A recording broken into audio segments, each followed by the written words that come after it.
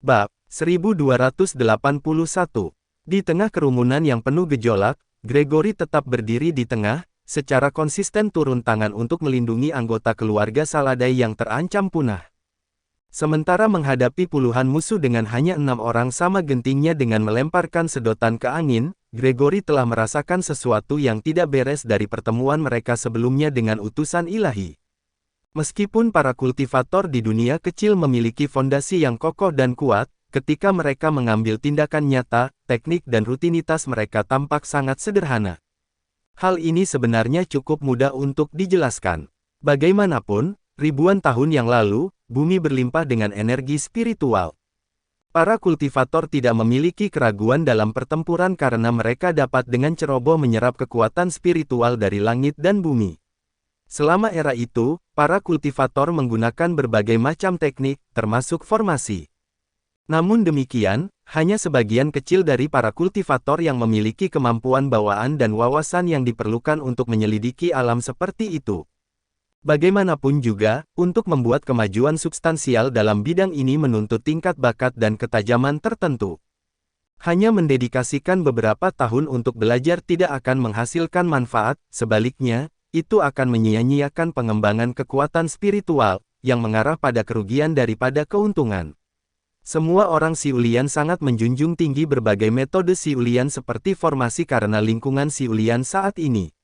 Dunia luar tidak memiliki langit dan bumi, dan akar spiritual dihancurkan apalagi batu roh.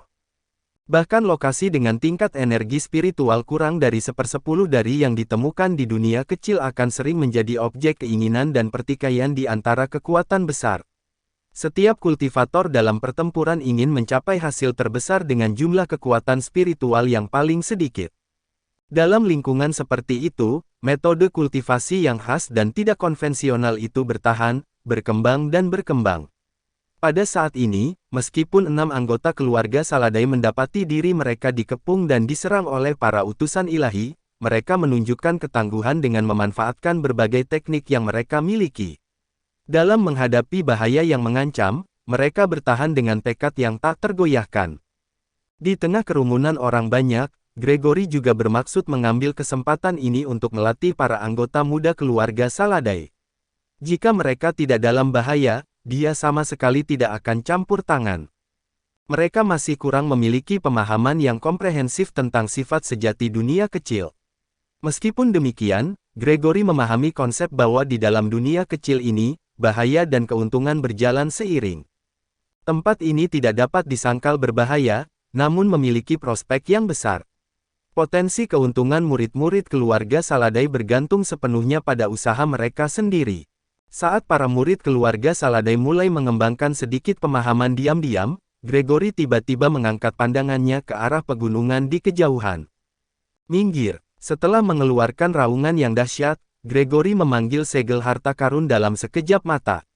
Tanpa mengucapkan sepatah kata pun, dia melemparkannya ke depan.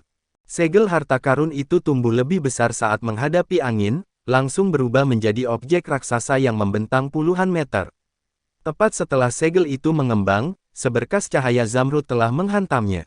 Boom! Gregory terbatuk-batuk mengeluarkan seteguk darah, dan segel kuadran, yang dihargai oleh keluarga Saladai, langsung kembali ke bentuk aslinya seukuran telapak tangan dan jatuh dengan tergesa-gesa. Kakek! Eva berteriak kaget sambil dengan cepat melangkah maju untuk menopang Gregory. Gregory menegakkan tubuhnya, tatapannya tertuju pada puncak gunung di luar desa. Dengan ekspresi serius, Gregory menatap ke depan dan berbicara.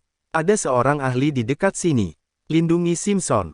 Dengan perubahan segel tangan yang cepat, Eva tiba-tiba menarik gulungan panjang yang berputar di udara. Gulungan itu melayang di atas semua orang, memancarkan sinar keemasan. Sedikit penyesalan muncul di mata Wilbur saat ia menyaksikan pemandangan seperti itu melalui teropong. Dia masih hidup, mengerikan sekali. Melompat ke punggung tikus itu, Wilbur berbalik dan pergi. Aku harus segera kembali ke pekerjaanku. Kemana perginya orang itu? Tidak masuk akal kalau dia belum muncul juga. Pada saat itu, Jonathan sedang berbaring di kursi goyang di sebuah halaman kecil di tengah-tengah bukit, sambil memandangi awan yang berarak. Wajahnya dipenuhi dengan kekhawatiran. Sudah 5 hari sejak dia memasuki dunia kecil ini. Pada titik ini, dia tetap tidak menyadari peristiwa yang terjadi di dunia luar. Jika pertempuran Sungai Onyx benar-benar kalah, Jonathan akan menanggung kesalahan seluruh Chanaea.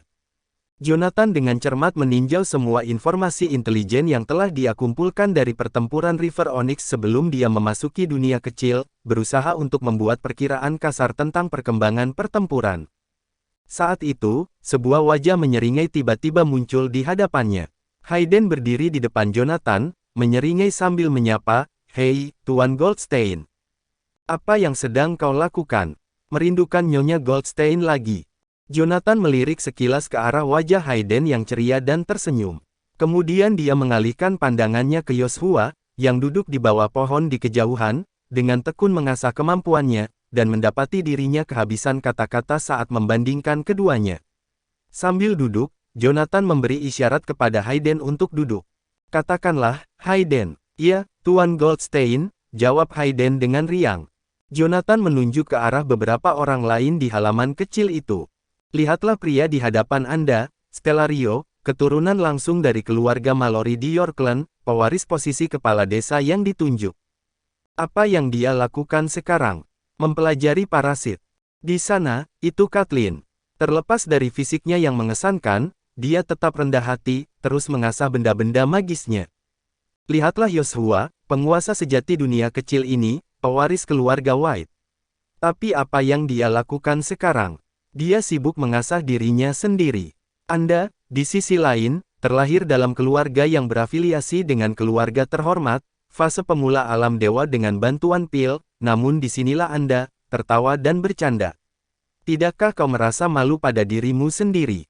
Mendengar ini, Hayden menggelengkan kepalanya dan menjawab, "Tentu saja tidak. Anda tahu, mereka yang melampaui saya, mereka yang memiliki potensi lebih besar, mereka semua masih berjuang. Jadi, meskipun saya mencoba yang terbaik, saya tidak bisa mengejar mereka. Jadi, mengapa saya tidak santai saja?" Mendengar kata-kata Hayden, Jonathan tergoda untuk memberikan sanggahan, namun ia tidak bisa berkata-kata. Dia menatap Hayden, agak tercengang, dan mengakui, "Baiklah, Anda menang. Apa yang Anda minta dari saya?" Hayden langsung mengeluarkan senapan sniper presisi tinggi. "Tuan Goldstein, saya kira Anda bisa mengatakan bahwa saya telah berkomitmen pada kantor Asura pada saat ini, bukan? Jadi, bagaimana kalau Anda mempertimbangkan untuk memberikan senjata ini sebagai tanda niat baik? Saya mengerti bahwa uang bukanlah masalah yang berarti bagi Anda. Selain itu, mengenai peluru, bisakah Anda membeli 2.000 peluru tambahan untuk saya? Aku sedang bersiap-siap untuk berperang, dan jelas bahwa aku tidak memiliki persediaan amunisi yang cukup. Mengapa Anda tidak merampok bank saja?" Jonathan memandang Hayden dengan tidak percaya. "Kawan, apa kau sadar betapa berharganya peluru-peluru ini? Setiap peluru diukir dengan tanda formasi penghancuran spiritual. Membuatnya membutuhkan keahlian seorang ahli formasi. Kamu harus menganggap dirimu beruntung memiliki beberapa kotak peluru itu.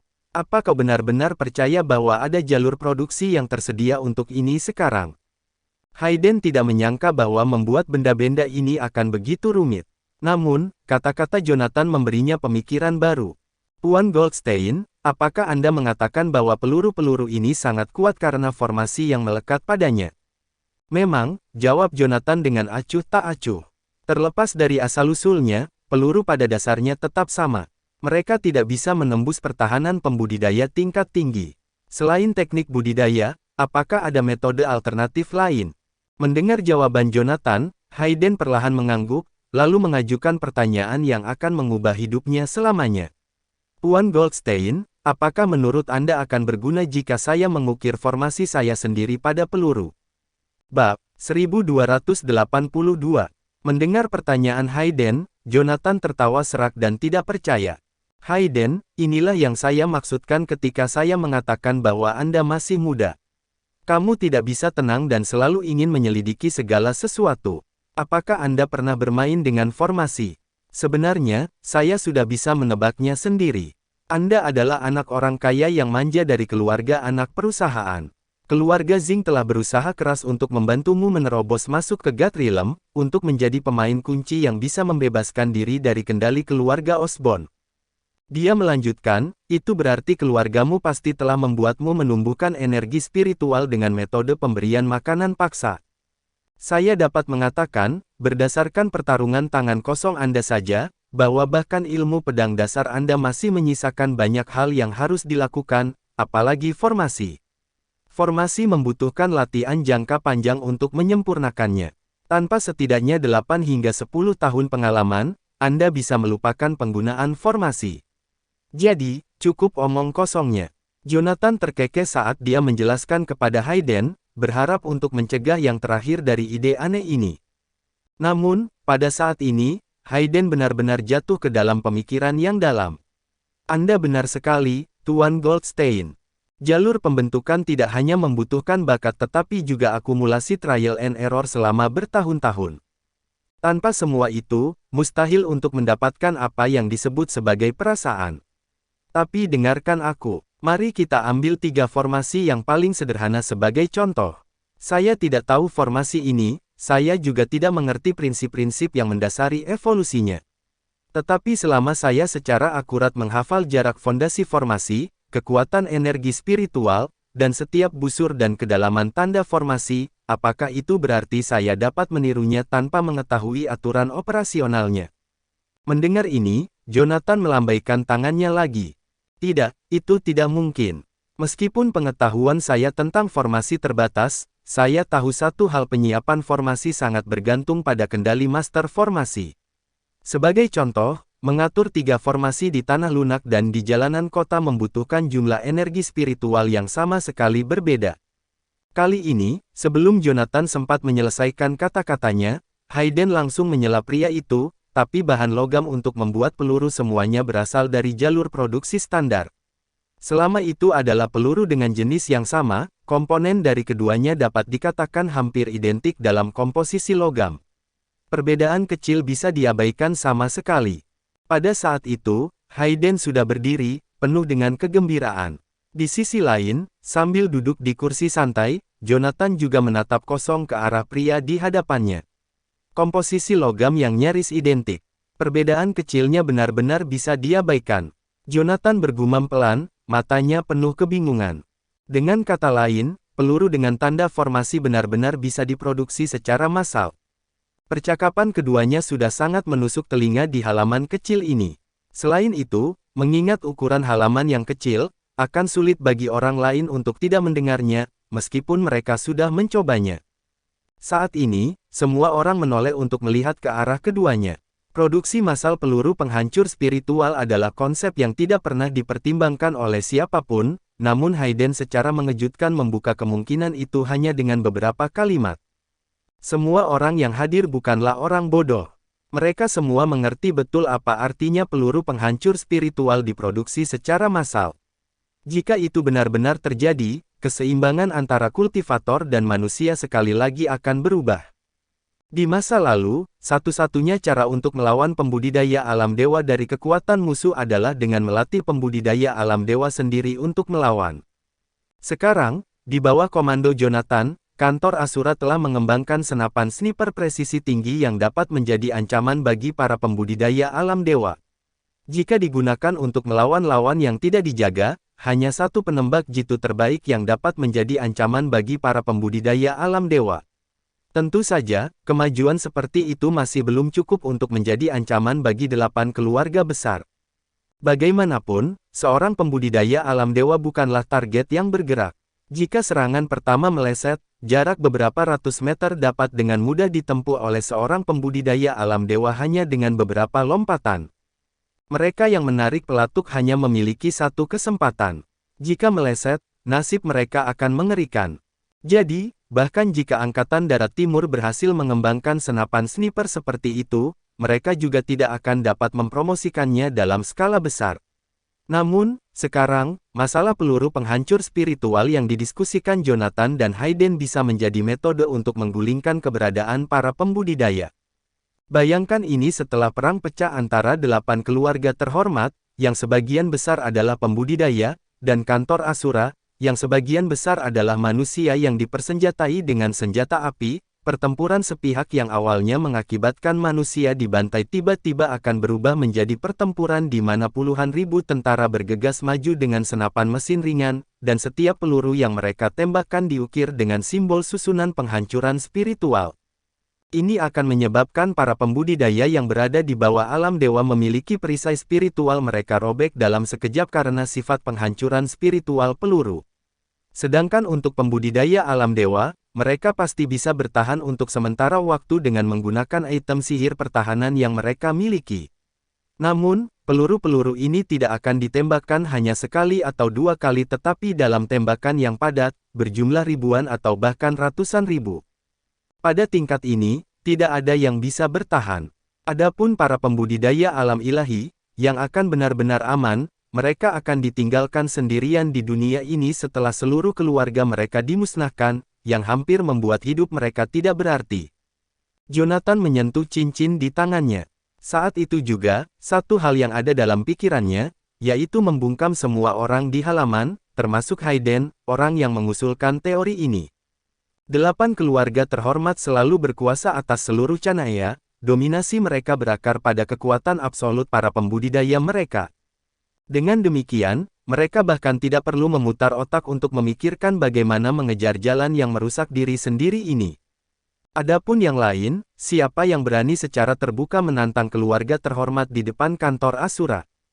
Bahkan jika mereka memikirkan solusinya, mereka tidak mungkin memiliki sumber daya keuangan dan tenaga kerja untuk melaksanakannya.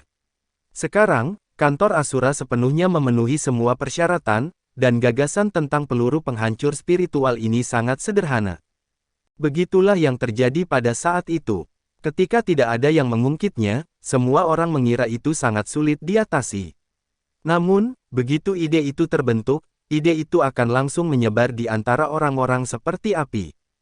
Melihat tubuh Kathleen dan Stellario yang sudah dipenuhi dengan energi spiritual, Yoshua buru-buru berteriak, "Tidak boleh berkelahi di sini. Tidak peduli apapun idenya, itu hanya akan berguna setelah kita meninggalkan dunia kecil. Saat ini, setiap tahap alam dewa adalah kekuatan yang harus kita perjuangkan. Sebelum kita menyerang Yanopolis, aku tidak ingin melihat pertikaian di antara kalian."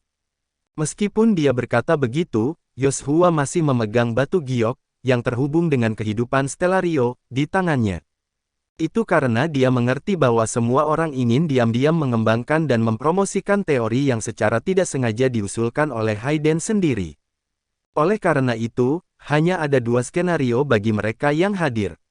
Pertama, tidak ada seorang pun yang bergerak, dan semua orang menahan amarahnya masing-masing. Yang kedua adalah, begitu seseorang bergerak, mereka pasti akan berusaha untuk melenyapkan semua orang yang hadir, termasuk Yoshua. Seluruh lapangan menjadi hening. 10 detik penuh kemudian, Hayden berhasil memaksakan tawa kering, menatap beberapa orang, dan dengan ragu-ragu berbicara. "Semuanya, saya hanya bercanda. Tidakkah menurut Anda reaksi Anda sedikit berlebihan? Ini bukan lelucon." Jonathan perlahan berdiri dan menatap Hayden. "Anda mungkin baru saja mendapatkan ide jenius, tetapi ide Anda berpotensi untuk mengubah wajah dunia sepenuhnya." Bab 1283. Setelah melihat Jonathan berdiri, semua orang secara naluri mundur. Jika ada seseorang di halaman kecil itu yang benar-benar memiliki potensi untuk melenyapkan semua orang, tidak diragukan lagi itu adalah Jonathan. Itu bukan hanya karena kekuatannya sendiri, tetapi terutama karena seboksia yang ada di dalam dirinya. Terlebih lagi, nyawa Stellario berada di tangan seboksia. Jika Jonathan menghendakinya, semua orang yang hadir harus berhenti di tempat. Namun, pada saat itu, Jonathan menarik napas dalam-dalam dan melihat ke arah orang-orang di sekelilingnya. "Saya rasa apa yang dikatakan Yoshua sangat masuk akal. Tidak perlu bagi kita untuk membuat segalanya menjadi begitu canggung. Menurut rasio pembudidaya di kedua sisi seperti yang dijelaskan Neil, peluang kita untuk menang tidak tinggi dalam situasi saat ini. Pada tahap ini, mari kita kesampingkan hal-hal yang tidak berguna ini. Kita masih bisa bertarung sampai mati setelah kita membuka portal kekacauan ke dunia luar." Setelah mendengar kata-kata Jonathan, Stellario, yang berdiri di seberang Jonathan, menghela nafas lega. Jika dia mengambil tindakan sekarang, itu benar-benar akan menjadi pertarungan sampai mati. Pada tahap itu, baik Jonathan dan Joshua mampu membunuhnya dalam sekejap. Satu-satunya hal yang dapat dia lakukan adalah melepaskan semua parasitnya dengan teknik terlarang saat dia berada di ambang kematian, mempertaruhkan semuanya dalam serangan bunuh diri terhadap musuhnya. Karena Jonathan memilih untuk berhenti, beberapa orang yang tersisa tidak ingin terbunuh tanpa alasan. Namun, orang-orang itu tidak tinggal diam. Satu persatu, mereka mulai mengobrak-abrik cincin penyimpanan mereka, mengeluarkan peluru, dan mempelajari cara memasang formasi pada mereka. Meskipun mereka adalah seorang kultivator, mereka dibesarkan di dunia anjing makan anjing dan bangkit dari anak tangga terbawah para kultivator. Oleh karena itu, mereka semua memiliki beberapa senjata api yang disimpan di dalam cincin penyimpanan mereka. Sebagai seorang kultivator dari keluarga yang berafiliasi, Hayden secara alami tidak memahami kekhawatiran keturunan dari keluarga terhormat. Melihat semua orang asyik mempelajari peluru, Hayden, orang yang mengusulkan ide ini, mendekat ke arah Jonathan. Jonathan, kita berdua dari kantor Asura, bukan? Bisakah Anda berbagi gambar formasi dari formasi penghancuran spiritual dengan saya? Jonathan adalah orang yang suka bertindak. Segera setelah Hayden mengusulkan teori itu, dia sudah mulai mengujinya pada peluru. Pengukiran formasi sangat bergantung pada penangkapan perasaan yang sulit dipahami. Ini seperti saat seseorang bermain bola basket, dan dia yakin akan mencetak angka setelah menembakkan bola. Semua itu adalah hal yang sangat misterius. Di atas semua itu, Jonathan bukanlah seorang ahli formasi. Dia hanya membaca ringkasan formasi yang dicatat dalam berbagai bab teknik naga suci kuno selama waktu luangnya. Sedangkan untuk mengatur formasi, Jonathan telah mencobanya sebelumnya. Namun, karena tingkat keberhasilannya yang rendah, dia akhirnya menyerah.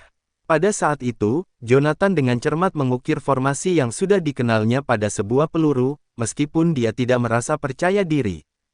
Hayden baru saja berhasil mendekatinya dan menyentuhnya dengan ringan, sehingga menyebabkan formasi tersebut gagal.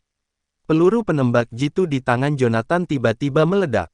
Bang! Dan dengan ledakan itu, 3 ledakan lainnya bergema dari berbagai bagian di halaman kecil itu. Bang bang bang! Jonathan, Joshua, Stellario, dan Kathleen. Keempatnya, yang bisa dikatakan berdiri di tepi papan catur politik Canaya, kini dengan dingin menatap Hayden yang berdiri di samping Jonathan. Tangan Hayden, yang mengulurkan tangan untuk menepuk Jonathan, membeku di udara. Menelan ludah dengan keras, Hayden perlahan-lahan menunduk ke arah kelompoknya. Saya sangat menyesal. Kathleen dan yang lainnya memelototi Hayden seolah-olah tatapan mata bisa membunuh. Bagaimanapun juga, mengatur formasi adalah tugas yang sangat teliti. Hal terakhir yang diinginkan siapapun adalah diganggu. Akibatnya, beberapa dari mereka memulai medan gaya mereka sendiri, memblokir kebisingan eksternal saat mereka memulai penelitian masing-masing. Adapun Jonathan, tangannya robek dan dagingnya terbuka karena ledakan peluru. Pada saat itu, dia menatap Hayden dengan wajah penuh rasa jijik. Ambil ini dan pergilah bermain di tempat lain. Jangan ganggu aku. Hayden, sambil memegang gulungan kuning, berlari ke samping sambil tersenyum. Dia kemudian mulai mempelajarinya dengan saksama, menirukan apa yang dilakukan oleh yang lain. Namun, setelah menyaksikan pemandangan mengerikan dari tangan beberapa orang yang hancur akibat kegagalan sebelumnya, Hayden diam-diam mengambil tindakan pencegahan, mengenakan sepasang sarung tangan untuk dirinya sendiri terlebih dahulu. Tepuk tangan, tepuk tangan, tepuk tangan. Di tengah tatapan bingung merilin, banyak peluru mereka mulai meledak tanpa henti. Untuk sesaat, halaman kecil itu tampak semarak seperti tahun baru, penuh dengan kegembiraan. Setelah 1 jam, Jonathan telah menembakkan lebih dari selusin peluru. Pada saat itu, Hayden, yang bersembunyi sendirian di sudut, diam-diam berjalan mendekat. Puan Goldstein, apakah menurut Anda ini sudah selesai? Apakah Anda bercanda? Jonathan secara naluriah berkata, mengatur formasi pada percobaan pertamamu. Kamu pikir kamu ini siapa? Suara Jonathan terhenti, karena dia tidak dapat melanjutkan lebih jauh. Dia menyadari bahwa peluru yang diberikan Hayden kepadanya sebenarnya diukir dengan susunan yang bengkok. Jika diperhatikan dengan seksama, ia bahkan bisa merasakan energi spiritual yang terkandung di dalamnya. Alis Jonathan berkerut dalam-dalam saat dia mempelajari tanda formasi di atasnya. Apa-apaan ini? Ini adalah tanda formasi yang kau berikan padaku. Hayden mengeluarkan gambar formasi itu dan mulai memberi isyarat di depan Jonathan. Lihat di sini, dan di sini. Bukankah mereka persis sama? Bagaimana bisa sama? Jonathan menatap dengan takjub pada tanda formasi pada peluru. Gambar formasi yang diberikannya kepada Hayden adalah bujur sangkar, tetapi Hayden menggambar sebuah trapesium. Pada gambar formasi miliknya, setiap goresan memiliki irama yang unik, tetapi pada peluru, setiap goresan tampak seperti coretan yang dibuat oleh ayam. Kedua formasi ini sama sekali tidak mirip satu sama lain, bukan? Pada saat itu, Yoshua dan yang lainnya juga berkumpul di sekitar. Satu persatu, mereka melihat tanda formasi bengkok itu dengan ekspresi wajah yang aneh. Dikelilingi oleh begitu banyak orang, Hayden merasa sedikit malu. Ia dengan cepat mengambil peluru dan segera memasukkannya ke dalam magasin. Kita akan tahu apakah penandaan formasi ini bagus atau tidak dengan menembakkan sebuah tembakan, bukankah begitu? Sialan, tunggu sebentar. Stellario mengumpat sambil mundur beberapa meter. Daya ledak dari penandaan formasi yang tidak lengkap bisa sangat besar, apalagi kekacauan yang kau buat. Berhati-hatilah untuk tidak meledakkan diri Anda. Mendengar hal itu, mereka semua dengan cepat kembali ke tempat yang aman. Meskipun Hayden mengaku tidak peduli, dia tetap memposisikan perisai pertahanan di depannya, mencengkeram senjata api dengan energi spiritualnya. Pada saat itu, Jonathan sama sekali tidak pelit. Dengan membalikkan tangannya, dia melemparkan pelat formasi. Setelah mengaktifkannya, dia meletakkan sebotol bir di belakangnya. Pelat formasi ini adalah susunan pertahanan yang paling sederhana. Jika formasimu efektif, pelurumu seharusnya bisa menembus dua lapisan perisai roh dan mengenai bir di belakangnya.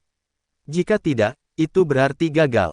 Apa kau mengerti? Setelah mendengar kata-kata itu, Hayden sedikit mengangguk. Kemudian, membidik botol bir, dia perlahan mundur sambil mengangkat perisainya. Dor, saat Hayden memanipulasi kekuatan spiritualnya untuk menarik pelatuknya, sebuah gemuruh bergema di udara. Semua orang mencondongkan tubuh untuk melihat lebih dekat. Botol bir itu masih berdiri tanpa cedera di atas batu. Namun, lempengan formasi di depan botol itu sekarang telah lenyap, membawa sebagian besar permukaan tanah. Bab 1284. Jonathan melihat ke lereng bukit di balik tembok rendah dengan ekspresi wajah yang aneh. Di lereng bukit, sekitar 30-40 meter jauhnya, lempengan formasi terbang itu sudah tenggelam ke dalam tanah. Anggota kelompok Yoshua yang lain juga menunjukkan ekspresi terkejut. Beberapa saat yang lalu, mereka telah menyaksikan penggambaran Hayden mengenai susunan misterius itu. Meskipun tidak ada efek yang jelas pada kehancuran spiritual, namun saat peluru menyentuh susunan pertahanan, peluru itu meledak. Sensasinya mirip dengan tamparan raksasa yang mendarat di pelat formasi, membuatnya terbang. Jonathan, apakah Anda memberinya tanda formasi kehancuran spiritual atau tanda formasi lainnya? Secara naluriah, Yoshua menyerahkan tanda formasi di tangannya kepada Jonathan. Setelah memeriksanya berulang kali, dipastikan bahwa itu memang tanda formasi penghancuran rohani yang paling sederhana. Bahkan jika tanda formasi ini berhasil diukir, mereka seharusnya hanya memiliki kekuatan untuk merobek-robek kehancuran spiritual. Tapi apa yang telah kau gambar sepertinya telah meledak, kata Yoshua, mengerutkan alisnya dan menatap Hayden. Bagaimana kamu melakukan ini? Yang lain juga menatap Hayden dengan ekspresi aneh. Bahkan Hayden sendiri pun agak bingung. Saya hanya mengikuti instruksi tentang cara menggambar tanda formasi. Saya tidak melakukan perubahan apapun, kata Hayden. Mengingat coretan buruk yang telah ia buat, ia menggaruk-garuk kepalanya karena malu. Saya tidak tahu mengapa hasilnya seperti ini. Saat dia berbicara, sebuah tangan muncul di hadapan Hayden. Jari-jarinya memegang sebuah peluru. Itu adalah Jonathan. Saya yakin Anda baru saja mengikuti instruksinya, jawab Jonathan. Baiklah, bisakah kamu menggambar yang lain? Tidak ada masalah, kan? Hayden melihat peluru di tangan Jonathan, sedikit bingung, lalu mengambilnya. Duduk di atas bangku kayu, ia membalikkan tangan kanannya, dan sebuah belati tajam muncul di tangannya. Dia kemudian perlahan-lahan mengecilkan belati itu hingga menyerupai pisau. Ini adalah alat mengukir Hayden. Hayden hendak mulai mengukir, tapi kemudian dia menatap ke arah yang lain. Hei, teman-teman, bisakah kalian tidak menonton kali ini? Aku gugup. Jonathan, Yoshua, dan yang lainnya bukanlah orang yang tidak masuk akal. Mereka memahami bahwa proses mengukir formasi membutuhkan konsentrasi yang tinggi. Tanpa banyak keraguan, mereka berpencar ke berbagai sudut. Setelah setengah jam menunggu dengan cemas, Hayden berdiri lagi. Namun, sebelum ia sempat mengatakan sesuatu, Jonathan merampas peluru yang diukir dari tangannya. Ternyata itu adalah peluru lain dengan tanda formasi yang masih menempel. Hati Jonathan kini bergejolak saat melihat tanda yang bengkok dan terdistorsi pada peluru itu. Apa yang sebenarnya terjadi dengan orang ini? Setiap orang dari kita, termasuk Yoshua, memiliki bakat dan pemahaman yang jauh lebih kuat daripada Hayden. Tetapi ketika kami mencoba mengukir formasi, kami gagal satu demi satu. Namun, pria ini, Hayden, mengukir sesuatu yang terlihat sangat berbeda, namun dia berhasil mencapai keseimbangan spiritual yang diperlukan untuk formasi dan mempertahankannya dengan mantap. Ini sungguh luar biasa. Jika yang pertama adalah keberuntungan, maka dua keberhasilan berikutnya pasti mengindikasikan sesuatu yang lain. Kathleen berkata dengan segera, Hayden, apakah Anda pernah memiliki pengalaman sebelumnya dengan mengukir formasi? Sebaiknya kamu mengatakan yang sebenarnya. Tambahnya. Hayden menggelengkan kepalanya sedikit. Tidak, ini pertama kalinya saya mengukir formasi. Begitu Hayden selesai berbicara, Kathleen mengulurkan tangan dan meraih lengannya. Tidak hanya Kathleen, Stellario dan Yoshua juga bergerak secara bersamaan, secara naluriah meraih Hayden. Ding, ding, ding.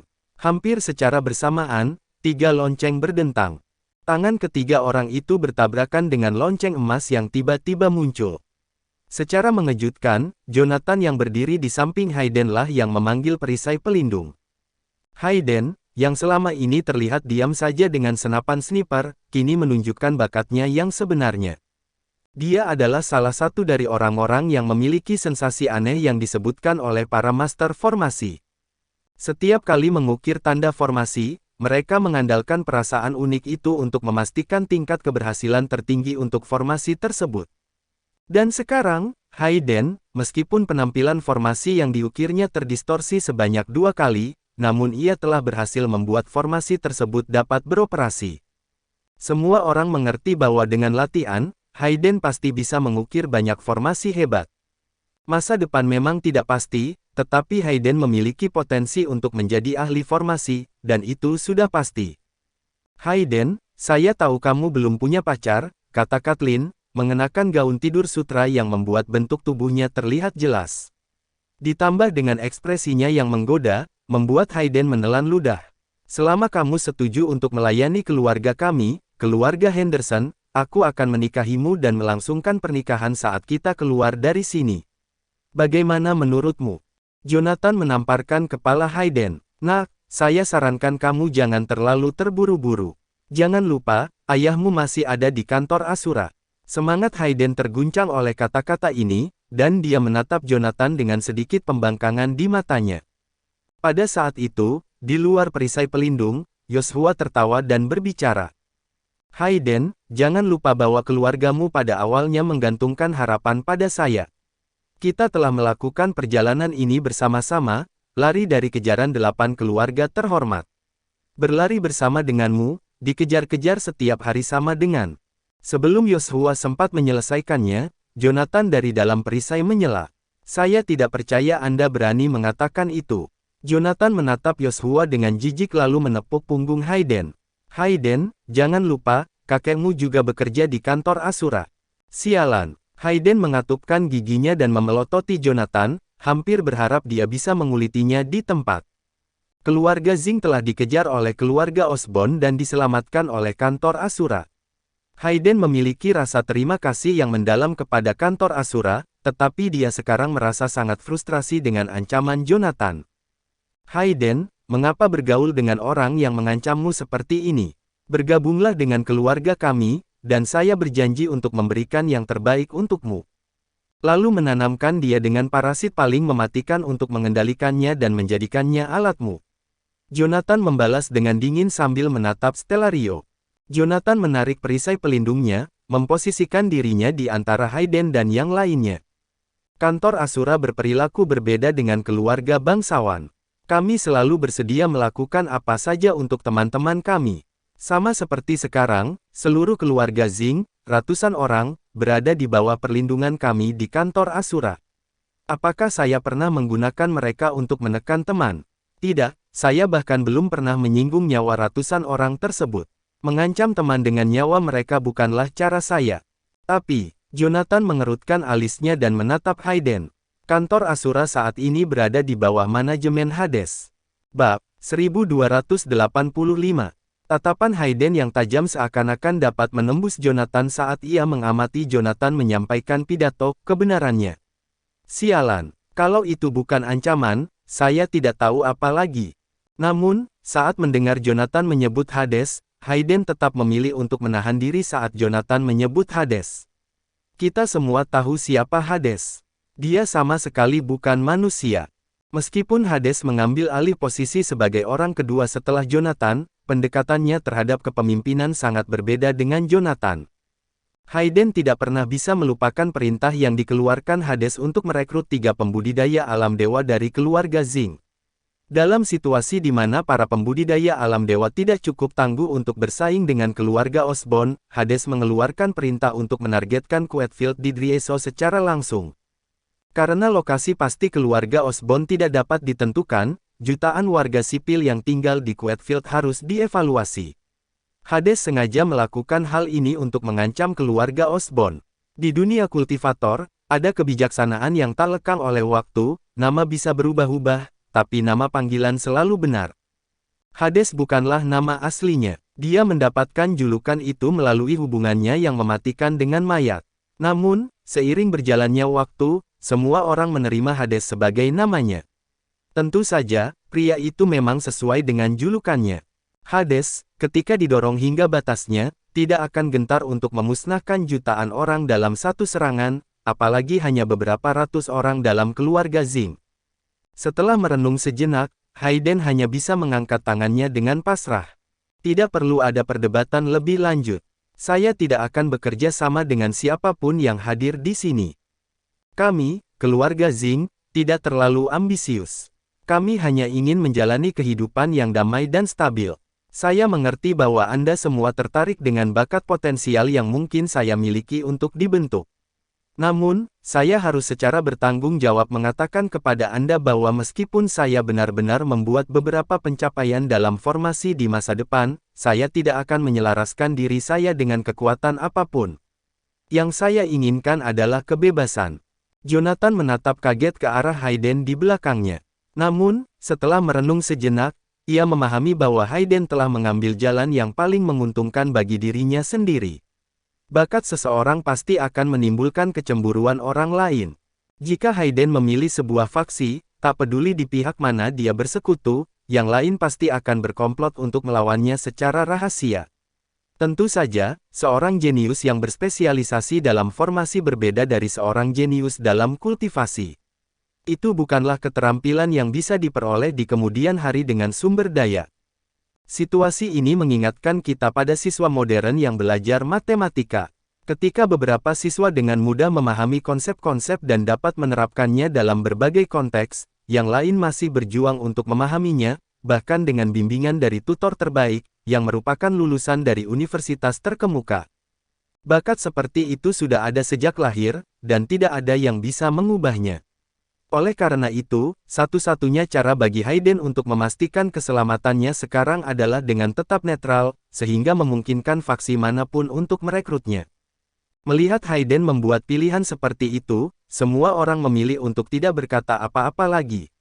Seakan-akan adegan pemaksaan dan godaan sebelumnya tidak pernah terjadi, kelompok itu dengan santai melanjutkan percakapan mereka.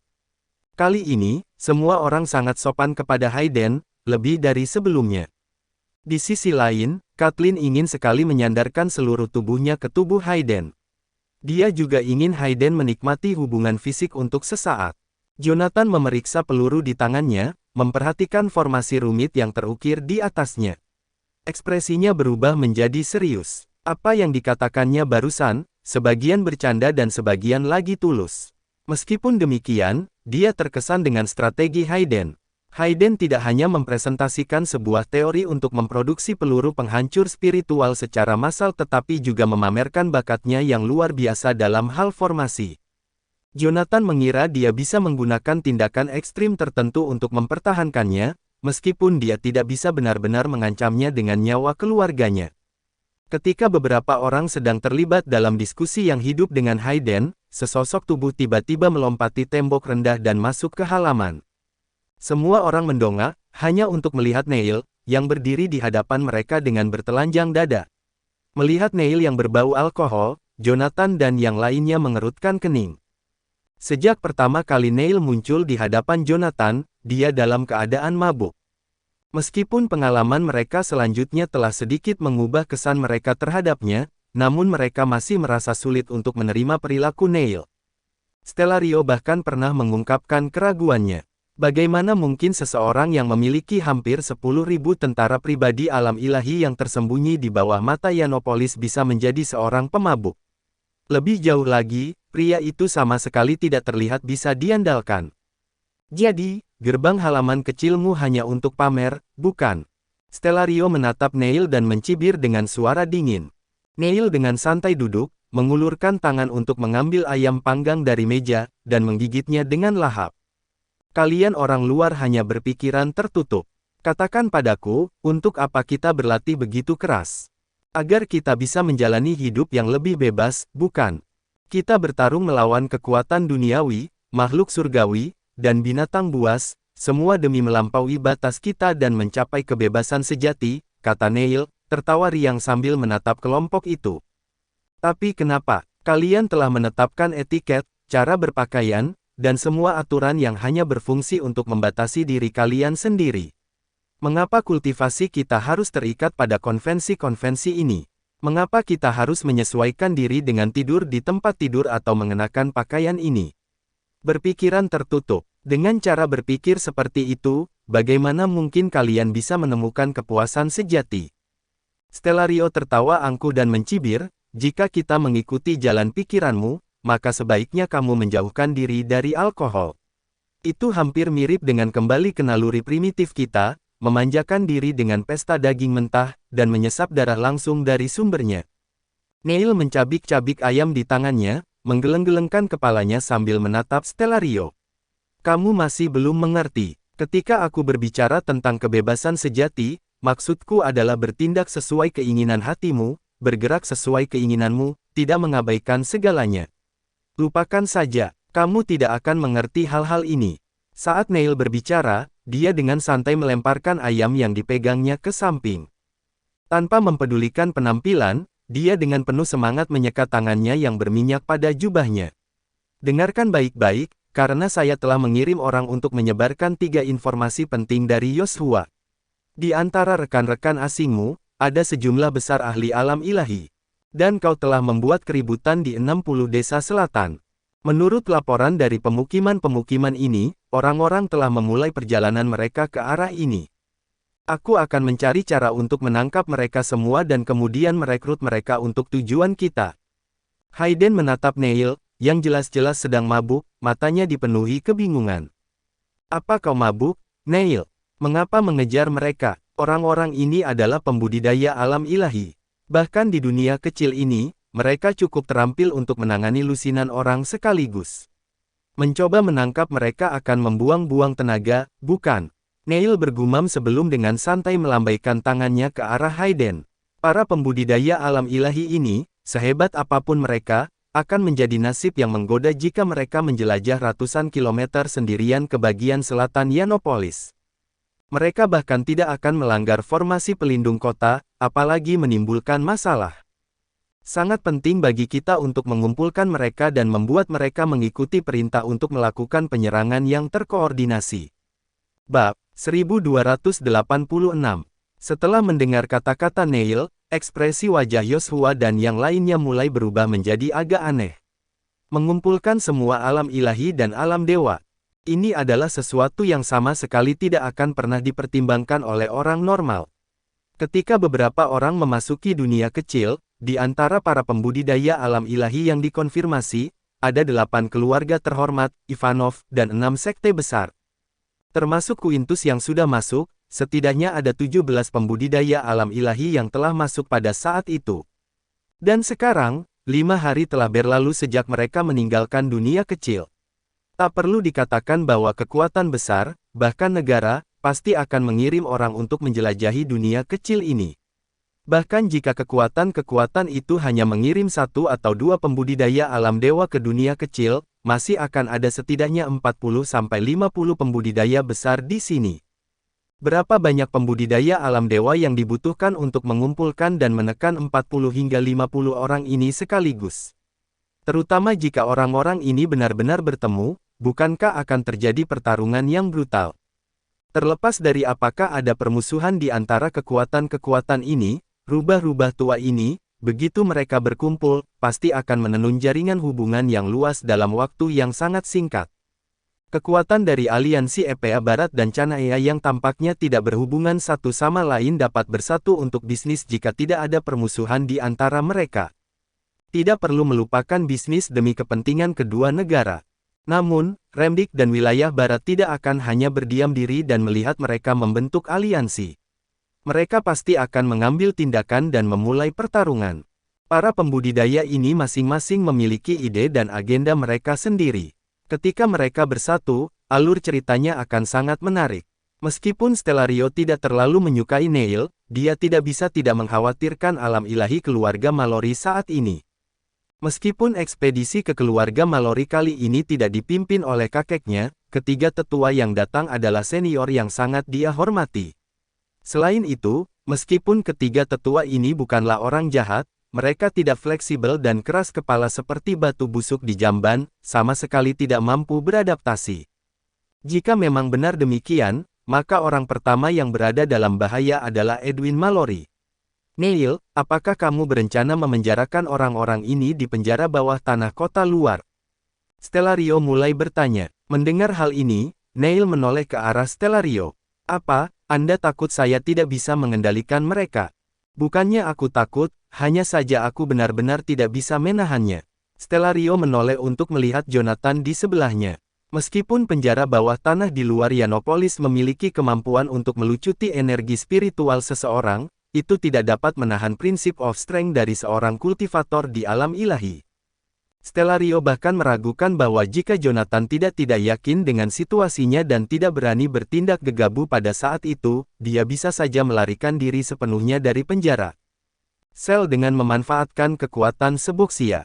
Adapun mereka yang berada di alam ilahi, meskipun kecil kemungkinannya mereka semua bisa seperti Seboxia, mampu menyimpan kekuatan hidup mereka sendiri.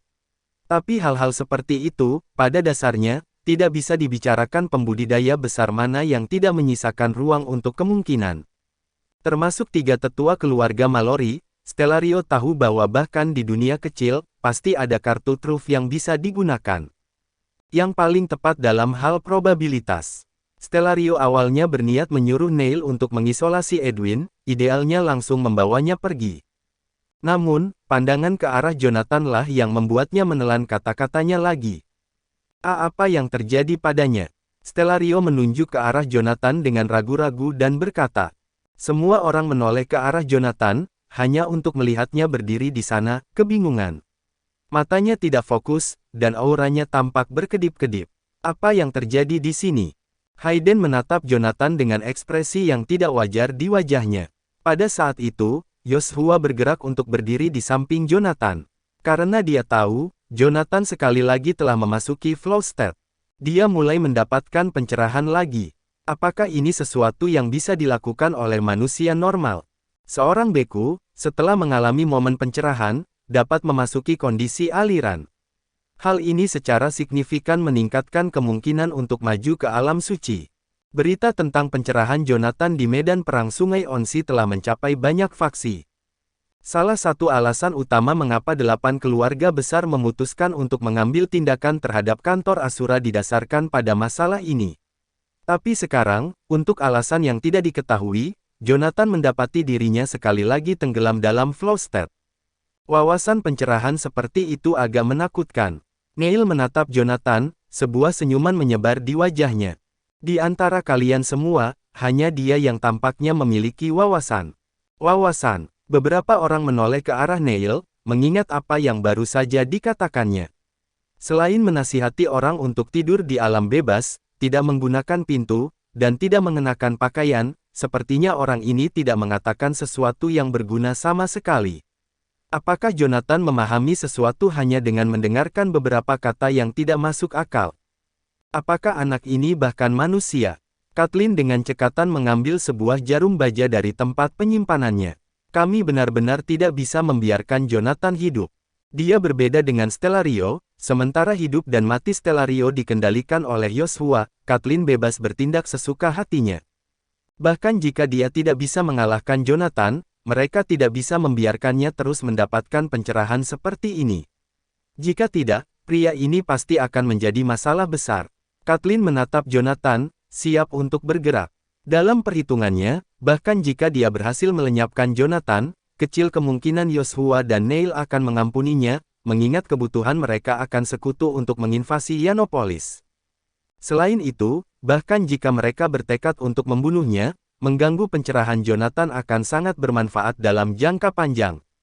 Saat jari-jari Kathleen bergerak-gerak, sebuah tombak panjang berwarna putih keperakan, dengan suara menakutkan saat menembus udara, sudah berhenti dengan kuat di depannya. Jika kamu berani menyentuhnya, aku akan membunuhmu. Dengan senyum ceria, Neil menatap Kathleen dan berkata. Pada saat ini, Jonathan juga terbangun oleh pengingat seboksia, dan sekali lagi keluar dari Flowstead sebelum pencerahannya selesai. Melihat jarum beracun Kathleen di tangannya, wajah Jonathan berubah menjadi sangat tidak sedap dipandang. Cornya telah hancur, menyebabkan kultivasinya terus berkurang. Tepat ketika dia berada di ambang pencerahan, hanya tinggal selubung tipis, saat-saat pencerahannya terputus 2 kali berturut-turut. Mungkinkah dia benar-benar tidak cukup untuk mencapai pencerahan melalui prinsipnya yang agung? Mengambil napas dalam-dalam, Jonathan, dengan ekspresi yang sangat tidak menyenangkan, berjalan ke sisi Neil. Terima kasih banyak. Jonathan membungkuk dengan kepalan tangan di telapak tangannya ke arah Neil. Membungkuk ini sebagai pengakuan atas ketajaman kata-kata Neil barusan dan juga sebagai rasa terima kasih atas campur tangan Neil untuk mencegah kehancuran Kathleen. Dan Neil, di sisi lain, menyimpan tombak panjangnya dan dengan santai menggelengkan kepalanya. Mengapa harus formalitas? Saya hanya mengutarakan pikiran saya. Itu adalah keahlianmu sendiri jika kau bisa memahami apa yang kukatakan. Adapun untuk menghentikan dia dari membunuhmu. Tak seorang pun boleh menyerang seseorang di tengah-tengah pencerahan. Itu bukanlah sesuatu yang seharusnya dilakukan seseorang. Neil terkekeh sambil menatap Jonathan dan berkata, lalu dia menoleh untuk melihat Yoshua. Baiklah, karena masing-masing dari kalian terus mendapatkan pencerahan, sekarang saatnya bagi saya untuk membagikan bagian saya. Ganti pakaian kalian, ayo makan. Dengan saya dan sementara kita melakukannya. Bantu saya mengurus orang yang sedang makan bersama kita. Saat Neil berbicara, dia juga melemparkan beberapa set pakaian untuk dibagikan kepada semua orang. Dengan penasaran Hayden mengambil satu setel pakaian linen kasar, mengukurnya. Bukankah Anda gubernur kota luar ini? Apakah ada orang yang tidak bisa kamu tangani? Mendengar hal ini, Neil tertawa kecil. Dia bukan dari kota luar selatan kami, melainkan gubernur kota luar utara, Roichar Michael. Bab 1287. Kota luar utara. Kelompok itu mendengarkan kata-kata Neil dan terdiam sejenak. Meskipun mereka baru bersama selama kurang dari 2 hari, mereka telah mendapatkan pemahaman kasar tentang seluruh sistem distribusi dunia kecil dari Jonathan. Karena Neil sangat ingin bersatu untuk pemberontakan, dia telah berbagi banyak informasi dengan kelompok Jonathan. Sekarang, semua orang tahu 3 komponen penting dari seluruh dunia kecil, Yianopolis, kota luar, dan 108 desa. Meskipun Yianopolis dan 108 desa mudah dipahami, kota luarlah yang memiliki pembagian utara dan selatan.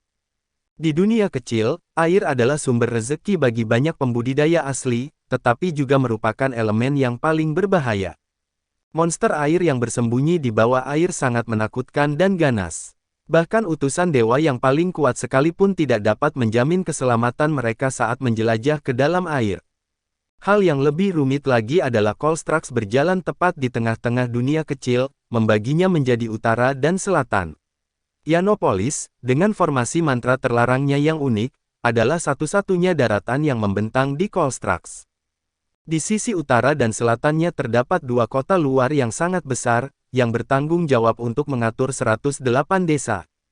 Seperti yang telah dijelaskan Neil sebelumnya, tujuan utama pendirian dua kota luar ini adalah untuk menyediakan tempat berlindung bagi penduduk 108 desa selama gelombang binatang yang terjadi di dunia kecil.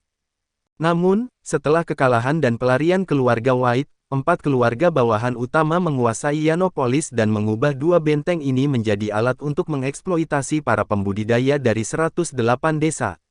Mereka menjadi tempat untuk kesenangan sembrono dari keturunan 4 keluarga bawahan utama. Tentu saja, karena kekhawatiran akan digulingkan lagi, Ionopolis dijaga ketat dan tidak lagi terbuka untuk dunia luar. Akibatnya, formasi portal antara dua kota luar ini mulai berfungsi sebagai sarana komunikasi antara tepi utara dan selatan Colstrax. Namun, susunan teleportasi ini nyaman tetapi terbatas untuk digunakan oleh utusan dari kota luar. Orang biasa tidak akan pernah bisa melihat apa yang ada di sisi lain Colstrax sepanjang hidup mereka. Kali ini, target Neil adalah Roy Carmichael, gubernur kota luar utara. Neil, apa rencanamu sebenarnya? Yoshua bertanya kepada Neil. Bagi Yoshua, keluarga Neil pada awalnya adalah keluarga anak perusahaan dari keluarga White, tetapi selama lebih dari 2000 tahun, perjanjian antara nenek moyang keluarga White dan keluarga Neil telah kehilangan keabsahannya. Neil, meskipun secara diam-diam telah mengumpulkan lebih dari 8.000 tentara, Yoshua tahu bahwa para tentara ini tidak ditujukan untuknya, seorang keturunan keluarga White. Neil, meskipun seorang kuno, memiliki kecerdasan yang luar biasa, perencanaan strategis, dan keterampilan operasional yang setara atau bahkan melampaui siapapun yang hadir. Jadi, sebelum mengambil tindakan, Yoshua harus memahami niat Neil yang sebenarnya. Mengikuti Neil secara membabi buta dalam beraksi dapat membuat Yoshua dikalahkan olehnya. Mengamati gerak-gerik Yoshua, Neil mengalihkan pandangannya kembali ke Jonathan dan yang lainnya. Kalian harus berhati-hati. Neil tertawa kecil. Tidak perlu khawatir, jika aku ingin membunuhmu, aku bisa melakukannya secara terbuka sekarang juga. Di dalam gunung ini, aku memiliki beberapa ribu rekan yang bersembunyi. Dengan satu perintah dariku, aku khawatir kecuali Jonathan dan Yoshua, kalian semua tidak akan bisa melangkah keluar dari halaman ini. Mendengar kata-kata Neil, Jonathan dan yang lainnya melihat ke arah Yoshua. Dapat dimengerti bahwa Jonathan dapat pergi dari sini hidup-hidup, mengingat ada seorang ahli alam ilahi tingkat tinggi yang tinggal di dalam dirinya. Namun, klaim Neil bahwa Yoshua juga bisa bertahan hidup mengejutkan mereka. Yoshua, sebagai sisa dari keluarga Whiteley, telah dikejar oleh 8 keluarga terhormat di luar. Meskipun dia menunjukkan kultivasi fase tengah alam dewa dalam keadaan ekstrim, bahkan dengan 3 harta rahasia utama, dia berada pada batasnya. Meskipun kekuatannya luar biasa di luar, itu mungkin tidak cukup di dalam dunia kecil. Meninggalkan halaman ini hidup-hidup tanpa kultivasi alam dewa tampaknya mustahil di dunia kecil. Oleh karena itu, Yoshua pasti memiliki beberapa kartu truf tersembunyi yang tidak diketahui oleh orang lain. Jonathan mengerutkan kening saat dia mengamati Yoshua. Dia merenungkan pertempuran yang telah mereka alami bersama dan menyadari bahwa Yoshua tidak pernah terlihat bingung. Bahkan ketika menghadapi lawan seperti Quintus, seorang kultivator alam ilahi, Yoshua selalu mempertahankan sikap waspada, tidak pernah menunjukkan sedikit pun kepanikan.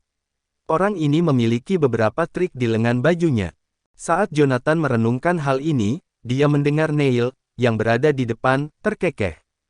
Oh, lihat saya, apakah saya tidak sengaja membiarkan sesuatu tergelincir? Apakah aku tidak sengaja mengungkapkan bahwa Yoshua masih memiliki beberapa kartu tersembunyi? Neil tersenyum bersalah, tapi semua orang tahu bahwa dia sengaja melakukannya. Neil berdeham dan kemudian melanjutkan dengan nada ceria, kamu tidak perlu. Terlalu gugup, aku memintamu untuk menemaniku membunuh Roy murni berdasarkan tingkat kultivasi kalian. Sejujurnya, meskipun saya memiliki lebih dari 8.000 pembudidaya alam dewa yang saya miliki, teknik kultivasi mereka agak terbatas.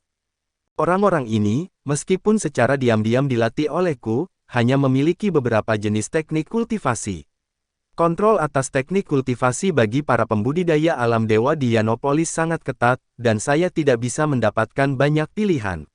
Selain itu, teknik kultivasi ini telah dikenal cukup lama, jadi dalam hal pertarungan, bahkan jika bawahan Roy berebut untuk merespons, masih akan butuh waktu lama sebelum pemenang yang jelas muncul. Melihat kelompok di depannya, Neil berkata dengan tenang, "Jadi, itulah mengapa saya memilih kalian semua. Kalian adalah orang luar, tanpa keraguan, dan memiliki teknik kultivasi serbaguna yang sulit untuk dilawan."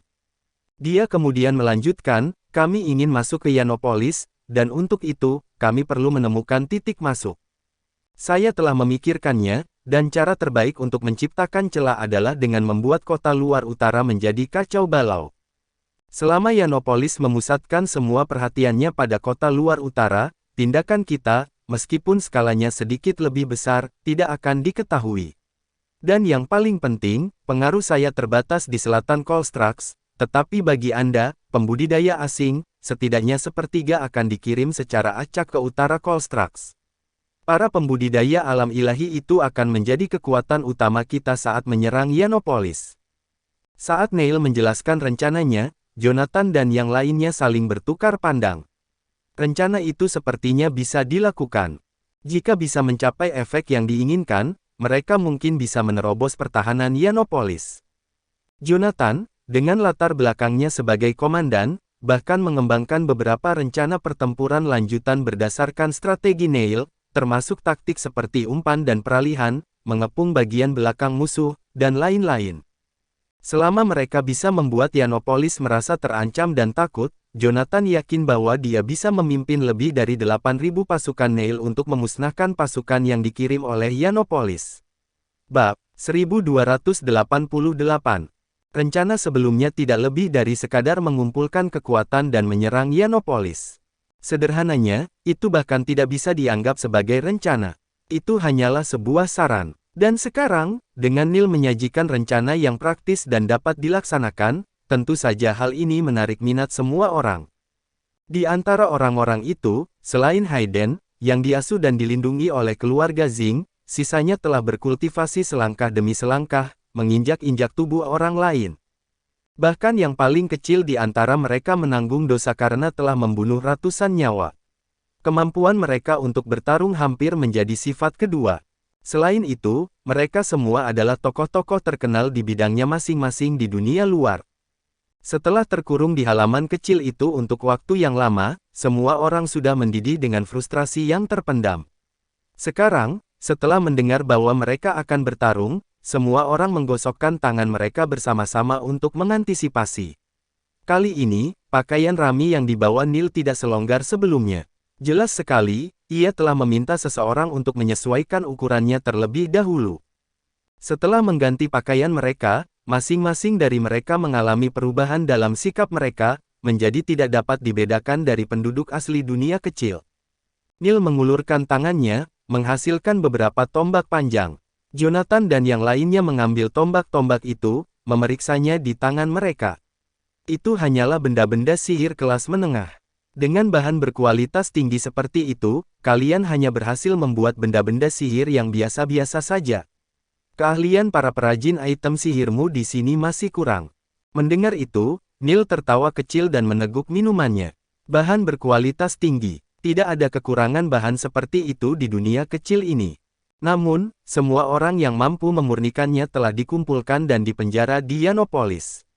Selama bertahun-tahun, Yanopolis tidak hanya mengendalikan para pembudidaya dengan membatasi metode budidaya. Mereka juga mengendalikan formasi, pil obat, kerajinan benda magis, kerajinan jimat, dan sebagainya. Pokoknya, semua yang dapat Anda pikirkan yang terkait erat dengan budidaya berada di bawah kendali Yanopolis. Sekarang, bahkan jika rakyat jelata ingin melawan, mereka tidak memiliki sarana untuk melakukannya. Yoshua, berdiri di satu sisi, melihat tombak panjang di tangannya dan tertawa kecil. Taktik khas untuk menjebak orang-orang pintar di satu tempat, mengatur negara dengan membuat rakyat tetap bodoh. Masyarakat feodal memang bisa mematikan bagi rakyat. Dalam hal memerintah sebuah negara, Yoshua adalah orang yang paling berhak berbicara. Bagaimanapun juga, dia adalah panglima tertinggi di Canaya, yang memerintah lebih dari 1 miliar orang. Di dunia yang kecil dengan populasi hanya beberapa juta orang yang harus diperintah, jumlah itu, jika dibandingkan dengan dunia luar, paling tidak setara dengan peran seorang wali kota. Mendengar perkataan Yoshua, Neil menjadi tertarik. Oh, saya tidak menyangka Anda tahu bagaimana cara memerintah sebuah negara. Mari kita dengarkan. Namun, pada saat itu, Yoshua tidak tertarik untuk mendiskusikan hal tersebut dengan Neil. Setelah melirik Neil, Yoshua mulai berbicara dengan lembut. Air yang menopang perahu juga bisa membalikkannya. Mata Neil langsung berbinar setelah mendengar kata-kata itu. Seolah-olah dia telah menemukan sebuah harta karun. Dia bahkan mulai bertepuk tangan dan tertawa terbahak-bahak. Bagus sekali. Air yang menopang perahu juga bisa membalikkannya. Benar-benar pepatah yang hebat. Yoshua, kamu memang keturunan keluarga White. Mari kita bersulang untuk pepatahmu yang penuh wawasan itu. Saat Neil berbicara, dia memiringkan kepalanya ke belakang dan menenggak minuman di tangannya. Hayden menatap Neil dengan ekspresi aneh. Apakah itu layak untuk disulang? Bahkan anak-anak di dunia luar bisa mengobrol denganmu dengan basa-basi yang sama. Basa-basi klise. Neil menatap Hayden dengan kebingungan. Apa maksudnya? Itu artinya omong kosong. Hayden membusungkan dadanya dan berkata dengan bangga, semua anak dari dunia luar bisa mengatakan hal seperti itu. Siapapun bisa mengatakannya. Wajah Neil langsung menunjukkan keterkejutan. Saya tidak bisa mempercayainya. Kata-kata seperti itu sudah bisa dianggap sebagai kebijaksanaan abadi. Sebelum ia sempat menyelesaikan kalimatnya, ia mendengar Hayden berdeham dan perlahan mulai berbicara. Rumah adalah bentuk terkecil dari sebuah negara, dan negara terdiri dari jutaan rumah. Sebuah negara tanpa hukum pasti akan jatuh ke dalam kekacauan. Kekayaan dan kekuasaan, demokrasi, harmoni, peradaban, kebebasan, kesetaraan, keadilan, supremasi hukum. Hayden menghujani Neil dengan rentetan nilai-nilai inti sosialis, membuat Neil terpana di tempat. Apakah ada di antara kalian yang tahu cara melakukan ini? Neil menatap Hayden dengan ekspresi aneh, hanya untuk mendengar Hayden berbicara lagi dengan nada tenang. Di tempat kami, jika Anda seorang pegawai negeri, Anda harus menghafalnya. Pegawai negeri adalah orang-orang yang memegang jabatan. Mereka semua adalah pelayan rakyat, bekerja tanpa lelah siang dan malam dengan keyakinan bahwa jika seorang pejabat tidak melayani rakyat, mereka sebaiknya pulang ke rumah dan melakukan pekerjaan yang tidak berarti. Pada saat itu, Hayden semakin gelisah saat berbicara. Akhirnya, dia mengepalkan tinjunya dan mulai bernyanyi dengan lantang dalam pujian. Sementara itu, Jonathan dan yang lainnya memandang Hayden dengan ekspresi yang sangat kompleks. Stellario memandang Hayden dengan senyum menggoda dan berkata, jika orang ini tidak dilahirkan dalam keluarga terhormat, setidaknya dia bisa menjadi wali kota. Jonathan kemudian menoleh ke arah Yoshua. Yoshua, ketika Anda menjadi panglima, apakah Anda juga termotivasi seperti itu? Yoshua mengangguk sedikit mendengarnya. Saya bahkan lebih termotivasi daripada dia. Visi saya adalah untuk mendedikasikan diri saya kepada bangsa dan negara saya, untuk melanjutkan ajaran-ajaran orang bijak kuno yang telah hilang, dan untuk mengantarkan era perdamaian bagi semua generasi. Jonathan tidak bisa berkata-kata. Pada saat itu, mereka semua tidak menyadari bahwa rona merah samar-samar muncul di wajah Neil.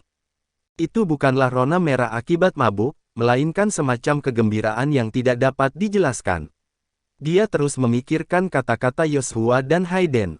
Semakin ia memikirkannya, semakin ia menyadari ketidakberartiannya. Tempat macam apa dunia luar itu? Semua pejabat hanyalah pelayan rakyat. Neil, kapan kita berangkat? Ketika Neil masih tenggelam dalam pencerahannya baru-baru ini, dia mendengar suara yang tajam datang dari belakangnya.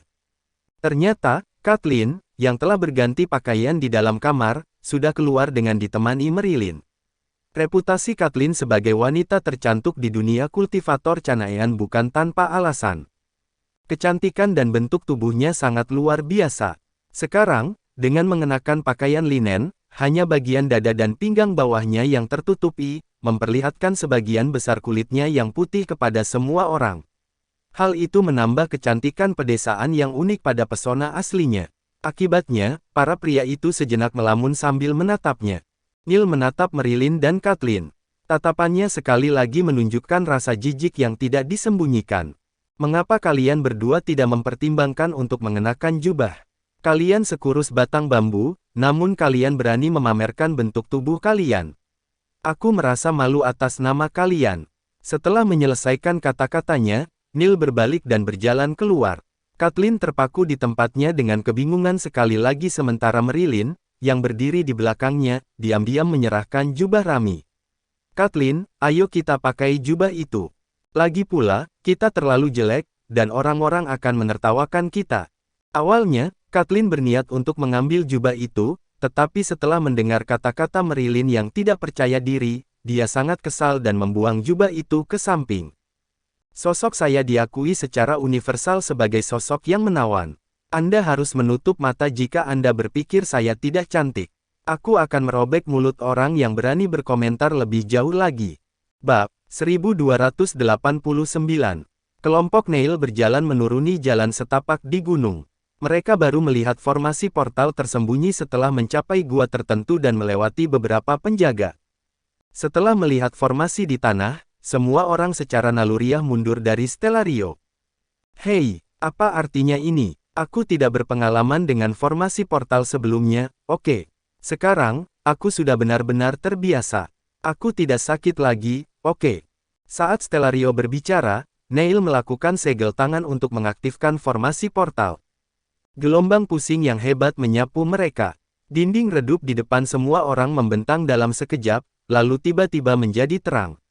Mereka mendapati diri mereka berdiri di atas tembok kota yang luas. Jonathan melihat ke sekeliling, hanya untuk melihat tembok kota yang menjulang setinggi 300 meter. Di sebelah kiri, gunung-gunung bertumpuk-tumpuk, sementara di sebelah kanan adalah pusat kota yang ramai. Kota ini mirip dengan ibu kota kuno Canaya. Neil dengan santai memperkenalkan, dengan mengatakan, ini adalah tembok kota-kota luar selatan. Formasi portal kota luar selatan dan utara dibangun di atas tembok kota. Hal ini dilakukan karena susunan ini pada awalnya dibangun untuk memfasilitasi pergerakan selama gelombang binatang. Mampu berteleportasi langsung ke tembok kota memungkinkan kita untuk saling mendukung satu sama lain dengan segera, menghemat banyak masalah. Hayden berjinjit untuk melihat ke bawah. Neil, jika iblis monster benar-benar menyerang tembok kota, bukankah orang-orang yang berteleportasi ke sini secara langsung akan berubah menjadi makanan iblis monster? Neil tanpa berkata-kata menatap Hayden, lalu sekali lagi mulai membentuk segel tangan. Pemandangan di depan mata semua orang terbentang sekali lagi, dan pada saat berikutnya, mereka menemukan diri mereka berada di atas bagian tembok kota yang berbeda. Tembok kota tampak hampir tidak berubah setelah 2 kali teleportasi, tapi semua orang tahu bahwa mereka telah tiba di utara Colstrax. Karena teleportasi tunggal itu, suhu di sekitar semua orang anjlok puluhan derajat. Besarnya perubahan itu sungguh mencengangkan. Namun, semua orang hanya sedikit terkejut dan tidak menunjukkan reaksi apapun. Hal itu karena Neil sudah pernah menyebutkan perbedaan antara bagian utara dan selatan Colstrax sebelumnya. Hal itu mudah dimengerti. Lagi pula, jika dunia kecil ingin mempertahankan vitalitasnya untuk waktu yang lama tanpa penurunan, dunia itu perlu mencapai keseimbangan dalam semua aspek. Itu mirip dengan polong percobaan bumi yang dibuat oleh para ilmuwan modern, yang harus berisi gurun, danau, tanah, tanaman, dan sebagainya. Banyak prinsip antara ilmu pengetahuan modern dan metode kultivasi spiritual yang sebenarnya dapat diterapkan secara universal. Namun, polong eksperimental yang dibangun oleh para ilmuwan hanya dapat bertahan selama 2 tahun. Sementara itu, dunia kecil yang dibangun oleh para pembudidaya dapat bertahan selama ribuan tahun. Di dunia kecil itu, perbedaan antara kehangatan di selatan dan dinginnya di utara digunakan untuk mengatur suhunya. Bahkan Jonathan menduga Colstrax ada di sana untuk mencegah makhluk-makhluk di kedua ujungnya berbaur. Hal itu untuk menjaga keseimbangan masing-masing pihak. Secara keseluruhan, baik dari segi skala maupun desain, dunia kecil itu bisa dikatakan dibuat dengan sangat cermat. Sungguh suatu keajaiban yang patut disaksikan. Namun, Jonathan memahami bahwa konspirasi yang menakutkan pasti mengintai di balik skema yang luar biasa itu. Apakah hanya sebatas itu hubungan antara Neil dan Yoshua? Belum tentu. Ada makhluk setengah dewa yang menakutkan yang menyerupai laba-laba di dalam gua bawah tanah dan kemungkinan pencipta dunia kecil itu adalah seorang dewa. Keduanya merupakan misteri yang, jika terungkap, akan cukup untuk menjerumuskan semua orang ke dalam kegelapan. Komandan Besar Neil, sudah lama sekali. Sebelum formasi portal, seorang pria parubaya bertubuh kekar dan bertelanjang dada yang mengenakan celana rami menyapa Neil.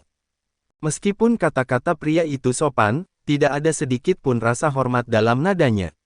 Neil mengangguk pada pria itu.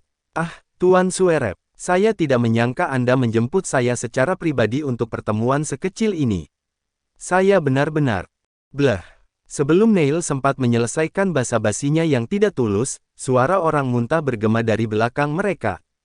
Semua orang menoleh untuk melihat, hanya untuk melihat Stellario setengah berlutut di tanah. Wajahnya sepucat lilin karena dia muntah dengan deras. Tembok kota berdiri setinggi 300 meter. Spanduk-spanduk berkibar saat angin mulai bertiup. Namun, angin sekencang itu pun tidak dapat sepenuhnya menghilangkan bau menyengat dari muntahan Stellario. Untuk sesaat, semua orang mencubit hidung mereka, mata mereka dipenuhi rasa jijik dan jijik. "Maafkan aku tidak bisa menahannya." Stellario meminta maaf dengan tangannya sambil berbicara. "Maafkan aku, Tan Suerep." Blah. Tidak lama setelah kata-kata Neil keluar dari mulutnya, mereka kembali terputus oleh suara muntah Stellario. Celestus awalnya datang untuk mengintimidasi Neil, tapi rencananya benar-benar terganggu oleh Stellario. Aura mengesankan yang telah dia bangun selama beberapa waktu hancur total. Tidak punya pilihan lain, yang bisa dilakukan Celestus hanyalah menghela napas panjang. "Cukup, tidak perlu bertele-tele lagi. Gubernur kami sedang menunggumu di kediaman Gubernur, Panglima Besar. Ayo kita pergi." Saat Celestus berbicara, dia berbalik dan memimpin tim ke depan. Di depan semua orang, sebuah kereta yang ditarik oleh serigala hijau sudah diatur. Jonathan membantu Stellario masuk ke dalam mobil, dan setelah semua orang duduk di tempat duduk mereka, kendaraan itu melaju. Neil mengulurkan tangan dan mengeluarkan sebuah batu giok, lalu menoleh ke arah Jonathan dan yang lainnya. "Sekarang saya telah mengisolasi suara dari dalam dan luar. Kalian semua dapat berbicara dengan bebas. Sebentar lagi, saya akan makan bersama Roy." Mengetahui kepribadiannya, dia pasti akan memilih tempat dengan suasana yang luas untuk makan malam kita. Oleh karena itu, penyergapan sama sekali tidak mungkin dilakukan. Yang saya butuhkan dari Anda semua adalah menyerang langsung. Ingat, saat aku menjatuhkan cangkirku, itu tandanya. Kita hanya punya 2 target. Roy, yang akan duduk di seberangku, dan Celestus, yang baru saja berbicara denganku. Setelah kalian mengalahkan mereka, berkumpul di sekitarku. Aku akan menggunakan formasi yang sudah diatur untuk membawa kita keluar dari sini. Ingat, tidak ada penundaan setelah kedua orang ini mati. Kalian harus segera berkumpul di sekitarku. Setelah melihat semua orang mengangguk mengerti, Neil akhirnya menyingkirkan batu giok itu. Sekali lagi, seluruh gerbong menjadi hening. Setelah perjalanan yang singkat, kereta serigala perlahan-lahan berhenti. Tirai kereta ditarik ke belakang, memperlihatkan bahwa Celestus sudah berdiri di depan. "Panglima Besar, kita sudah sampai di kediaman Gubernur. Tolong, keluarlah dari kereta." Setelah mendengar itu, Neil memimpin dan mulai berjalan ke depan sementara Jonathan dan yang lainnya diam-diam mengikuti di belakangnya. Sambil menatap rumah besar yang mengesankan di depan mereka, kelompok itu mengikuti Celestus ke dalam. Kelompok itu tidak memasuki ruang resepsi. Sebaliknya, mereka mengikuti jalan yang berliku-liku di dalam mansion, dan akhirnya tiba di sebuah taman yang luas. Meskipun disebut taman, namun pada kenyataannya, bunga tertinggi di seluruh taman itu bahkan tidak mencapai setengah meter. Meskipun dihiasi dengan berbagai bunga kecil, tempat itu lebih menyerupai halaman rumput buatan yang luas. Jonathan memandangi taman itu, dikelilingi oleh lebih dari 200 penjaga, dan mau tidak mau, ia merasa sedikit terkejut. Jelas sekali bahwa Neil telah benar-benar mengetahui pikiran orang yang bernama Roy. Bahkan mengetahui hal itu, dan setelah melihat tingkat kehati-hatian Roy, Jonathan berpikir bahwa misi pembunuhan itu mungkin tidak akan mudah untuk diselesaikan. Bab 1290. Ada sebuah gazebo di tengah-tengah taman. Memang, Roy cukup kreatif untuk membangun sebuah paviliun di sebelah utara Kolstrax di tengah-tengah hamparan es dan salju.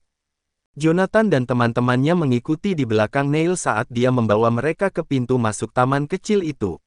Hawa dingin menyelimuti mereka kemanapun mereka berjalan, tetapi saat memasuki taman kecil itu, mereka disambut dengan kehangatan seperti musim semi.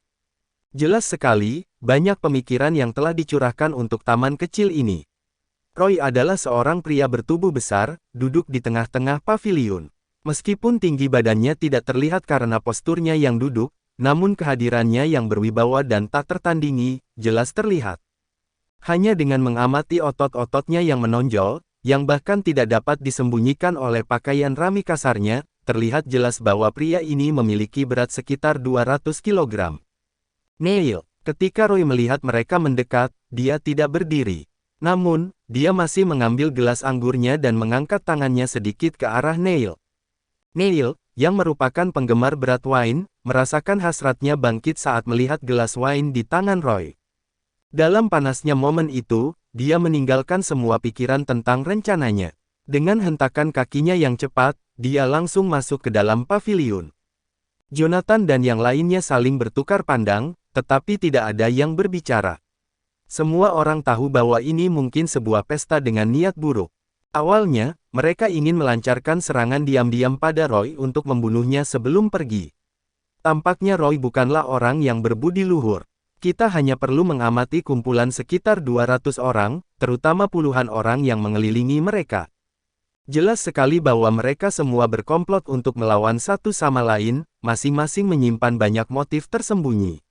Sungguh situasi yang mengerikan, kata Stellario dengan wajah pucat. Penampilannya menunjukkan bahwa dia belum sepenuhnya pulih dari serangan mual sebelumnya. Melihat hal ini, orang-orang dari North Outer City, termasuk Celestus dan yang lainnya, terlihat jijik di mata mereka. Namun, Jonathan dan yang lainnya mengerti mengapa dia berkata seperti itu. Begitu Neil bergerak, mereka akan menghadapi serangan dari lebih dari 200 prajurit alam dewa. Lebih jauh lagi, situasi ini berbeda dengan perkelahian di arena. Meskipun ada ribuan orang yang hadir, tempat itu sangat luas. Strategi mereka sederhana, terus bergerak untuk menciptakan jarak dan menyerang setiap musuh secara individu. Di dalam kediaman gubernur di kota luar utara, ada lebih dari 200 orang yang hadir, dan tidak dapat disangkal bahwa lebih banyak lagi yang mengintai dalam bayang-bayang. Dengan adanya formasi di kota luar selatan, orang dapat berasumsi bahwa kota luar utara tidak akan berbeda secara signifikan dalam hal ini. Jika mereka membunuh Roy, akan sulit bagi mereka untuk melarikan diri dari tempat ini. Satu-satunya yang bisa mereka andalkan adalah formasi yang disebutkan Neil, yang telah disiapkan sebelumnya. Operasi ini harus cepat. Jika mereka terjebak, mereka tidak akan bisa pergi. Berlawanan dengan kekhawatiran Jonathan dan yang lainnya, Neil sudah masuk ke paviliun. Dia sudah minum-minum dengan Roy. Neil selalu riang saat memasuki paviliun, dan sebelum ada yang bisa mengucapkan sepatah kata pun, Neil sudah duduk di bangku batu, menuangkan anggur langsung ke dalam mulutnya. Hanya dalam waktu singkat, Neil sudah menenggak 3 botol anggur. Setelah itu, barulah ia bersandar dengan nyaman pada pagar paviliun. Sungguh anggur yang luar biasa, kata Neil. Roy, Anda telah merahasiakan anggur yang luar biasa ini. Itu tidak adil, bukan? Menghadapi Neil, Roy melirik ke arah 3 botol wine kosong di atas meja dan tertawa pelan. Neil, mengapa Anda bertahan dengan cara seperti ini? Kecintaanmu pada alkohol, jika dibiarkan, bisa dimanfaatkan oleh orang-orang yang memiliki agenda tersembunyi. Jika seseorang menyelipkan sesuatu ke dalam minumanmu, kamu bisa berada dalam situasi yang berbahaya, bukan? Kata-kata Roy menyebabkan sedikit ketegangan di antara keduanya. Tak lama kemudian, Neil duduk tegak dan menatap Roy. Apakah kamu akan meracuniku? Roy menatap Neil, matanya dipenuhi dengan niat membunuh. Beberapa detik kemudian, Roy akhirnya tertawa terbahak-bahak. Ia mengangkat tangannya dan menyodorkan botol anggur itu ke arah Neil. Aku tidak akan melakukannya. Jika saya berniat mencelakai Anda, saya akan melakukannya secara terbuka dan dengan tangan saya sendiri. Menghabisi Anda tidak akan membutuhkan taktik licik, itu tidak sepadan dengan masalahnya, jawab Roy. Neil mengambil botol anggur itu tanpa ragu-ragu dan menuangkan isinya langsung ke dalam mulutnya. Setelah menenggak sebotol anggur lagi, Neil sudah dalam keadaan mabuk. Melihat Roy di hadapannya, Neil membuka jubah brokatnya, memperlihatkan dadanya yang sedikit membusung. Neil mungkin memiliki kebiasaan minum-minum secara teratur, tetapi fisiknya tidak menunjukkan tanda-tanda pengabaian. Entah itu dada, perut, lengan, atau punggungnya, semuanya memiliki penampilan yang tegas dan kencang. Meskipun mereka memiliki kekuatan, mereka tidak kehilangan bentuknya. Di mata Jonathan dan yang lainnya, fisik Neil sangat sempurna, mewakili tubuh ideal yang diidam-idamkan banyak orang. Namun demikian, di dunia yang kecil ini, dia tidak tampak kekar dibandingkan dengan yang lain. Neil dengan santai bersandar di pagar, memperhatikan Roy. Roy, kamu dipuji sebagai pejuang paling berani di luar Yanopolis, tapi aku selalu menolak untuk mengakuinya. Saya mengerti bahwa sejak usia muda, Anda telah memiliki kekuatan yang luar biasa, mengikuti jalur pelatihan tubuh besi. Teknik kami bahkan tidak akan menggoresmu, apalagi senjata dewa. Namun, saya benar-benar percaya bahwa Anda bukanlah pembangkit tenaga listrik yang paling kuat. Saya yakin saya bisa mengalahkanmu. Mendengar kata-kata Neil, Roy tertawa terbahak-bahak sambil menikmati makanan dan anggurnya. Neil, kamu benar-benar memiliki selera humor. Kenapa kau ingin membunuhku? Jangan bilang kamu meminta bantuan udang ini.